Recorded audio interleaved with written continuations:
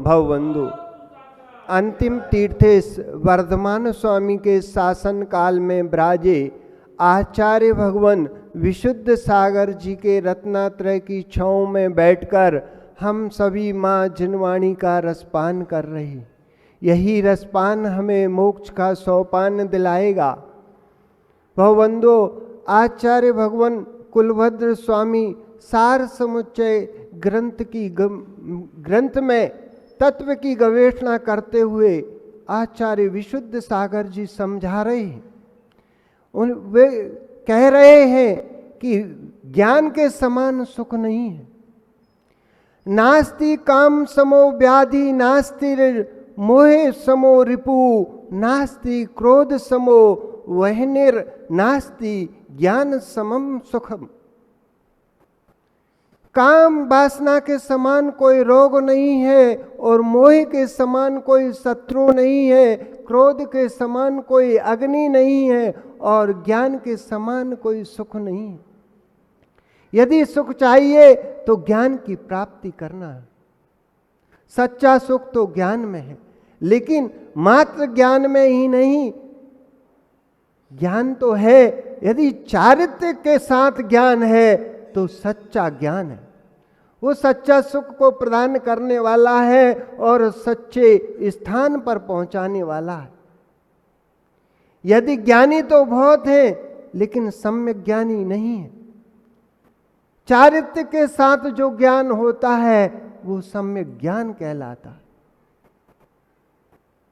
Degree पाना, उपलब्धि पाना, पद को पाना, ये तो मिथ्या दृष्टि जीव भी कर सकते हैं और करते देखे जाते हैं।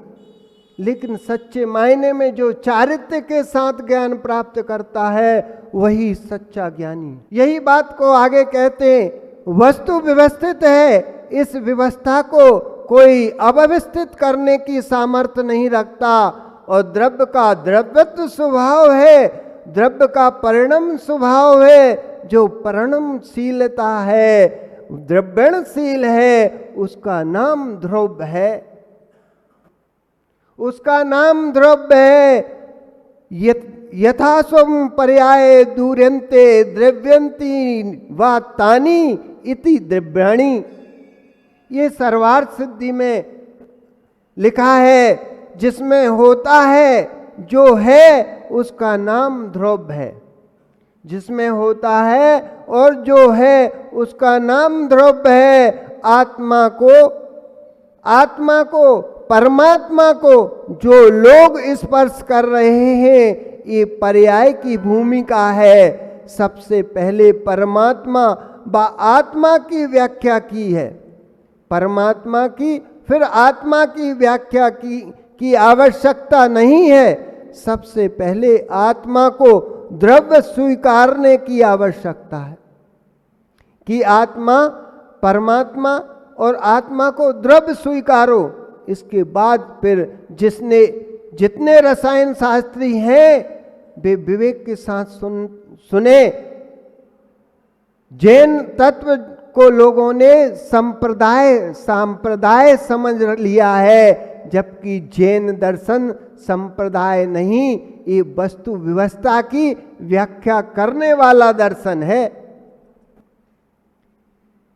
वस्तु व्यवस्था की जिसमें व्याख्या होती है उसका नाम जैन दर्शन है। सारे विश्व का दर्शन कहने की, सारे विश्व का दर्शन कहने की यदि सामर्थ्य किसी में है, उसका नाम जिनेन्द्र देव है। वह जिन है, जिन्हा देवस चासौ जैनहा, जिन्हा देवस चासौ जैना।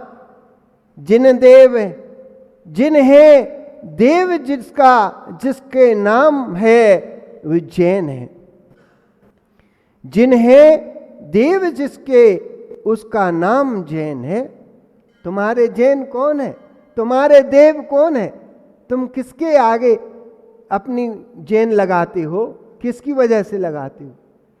जो जिनेन्द्र देव हैं उन्होंने आत्मा का स्वरूप कहा है और हम उस आत्मा के स्वरूप को मानने वाले हैं, वो जैन हैं।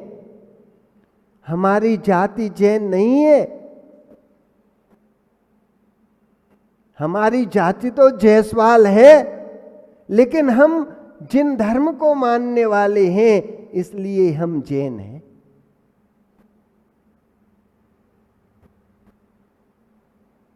कई जाति हैं जैन धर्म को मानने वाली, एक जाति के लोग नहीं है जो जैन धर्म को मानते हो।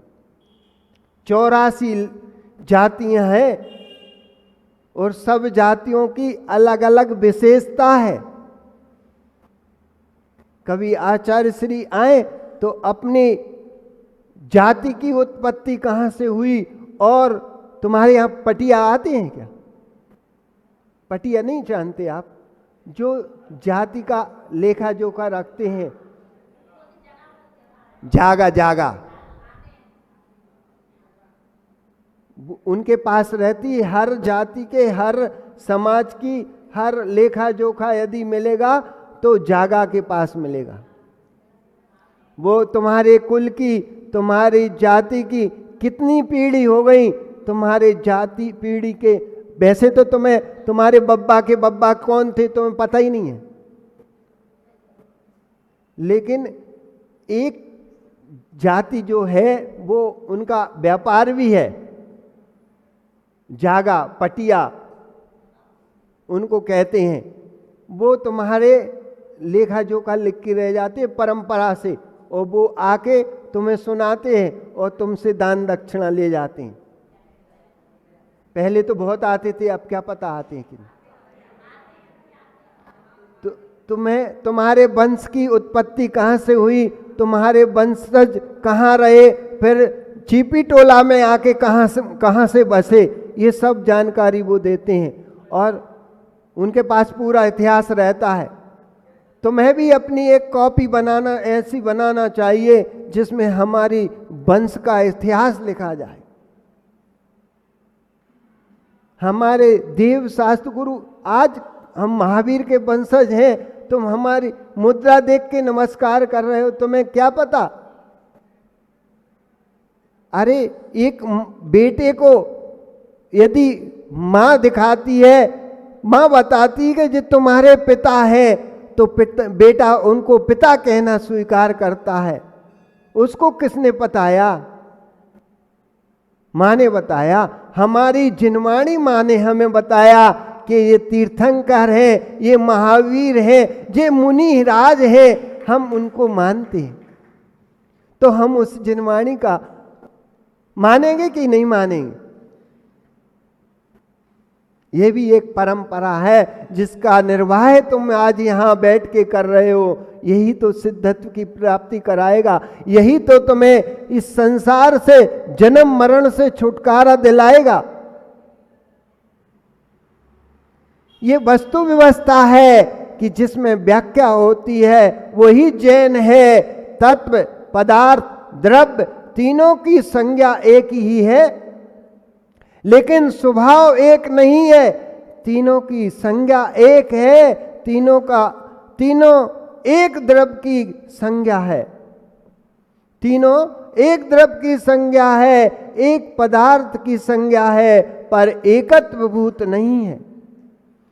दही, मक्खन, घृत तीनों गोरस हैं, तीनों गोरस हैं, पर तीनों एक नहीं है।